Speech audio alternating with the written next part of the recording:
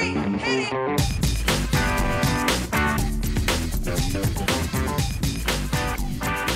Good morning, good afternoon, good evening, and welcome to today's Caffeine for the Soul. And Caffeine for the Soul Press now has its first 2 titles out and available.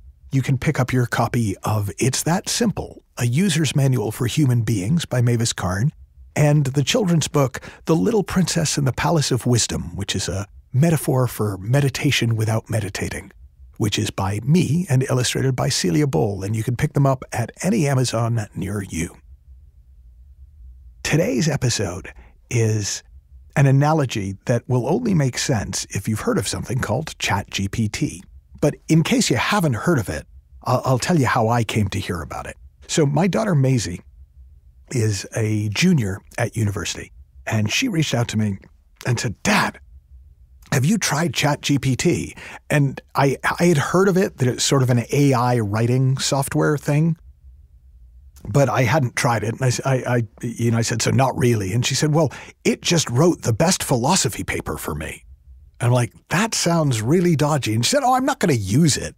She said, but I typed into ChatGPT, "Hey, write me an academic paper comparing existentialism and the TV show The Good Place." And it came up with some brilliant analogies and ideas that I'm gonna use as part of the paper that I'm gonna write. And I was like, okay, that sounds kind of cool. And I thought I'd try it. So I went online and I found out how to access it. It's free, at least at the moment. And I typed in and I thought, oh, I'll have it write a sales letter for one of my new programs. Now, I hadn't even created the program yet, but I just said, okay, write me a sales letter for the Effortless Success Mastermind. And I sit there and watch it write this beautiful sales letter that even outlines the details of the program. Now, it wasn't exactly like the program I was going to design, but given how little time that took and how little it knew about me, it was kind of incredible. And my first thought was, oh no, the computers are taking over the world. What will humans do? But my second thought was, how can I use this to be better at what I do?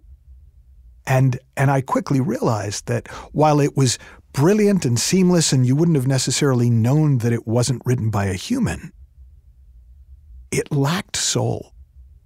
It was kind of exactly what you'd expect a computer to write, a really intelligent, clever computer, if it was writing. It didn't have the capacity to take me beyond what I already knew. It might help me make some connections I hadn't thought of, but there was nothing new in it because the way ChatGPT works is it collates the data from all over the internet and uses that to create.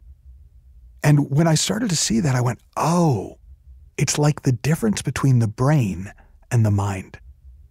Our brains are databases. They work like computers, garbage in, garbage out. They can only make distinctions based on the data that's in there. So if you've got a lot of collected information, if you're a reader and a studier and a learner, then your brain can come up with lots of connections and make lots of intelligent sounding cohesive arguments. But it's always going to have that intellectual quality, that sort of dryness, that is why we tend not to binge read academic treatises. And we're more interested in personal stories and more interested in things that entertain us and elevate us.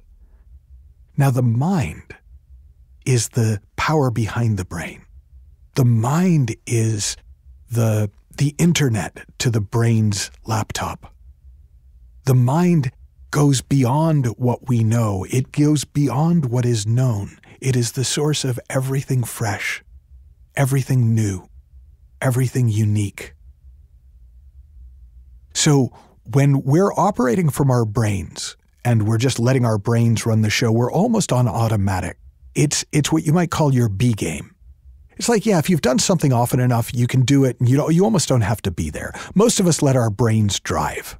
We just kind of like, yeah, it knows how to do this. I'm going to get on with other things while my brain drives the car. You may in your work from times have done something so many times you don't even have to really be there. But when you're on your A game, when you're in the flow, when you're knocking it out of the park, when you're surprising yourself with the quality of the work that you're producing, that's your A game. That's coming from the mind. That's coming from the creativity and intelligence beyond the brain. It's coming through your brain, but it's coming from beyond the brain. So the brain is like ChatGPT. It will make sense, it'll collate all the data, and if you ask it good questions, it will spit out good answers. But if you want to perform beyond the level that any AI, at least as anyone is conceiving it beyond a singularity, can do, you need to go beyond your brain. You can use your brain, and in fact, this is how I've been using ChatGPT, is I've been having it write things for me and then going, oh, okay, that's my B game. That's what I would write if I wasn't here, if I didn't have access to this deeper mind. Now let me see what comes to me that's beyond that. And it's been really fun for me because it's sort of forced me onto my A game and not to rely on my B game.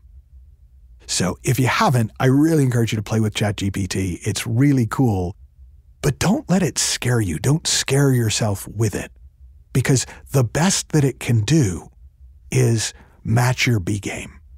And what you've got that it doesn't is the intelligence and energy behind life, the intelligence and creativity behind the mind. Have fun, learn heaps, happy exploring, and I'll talk with you soon.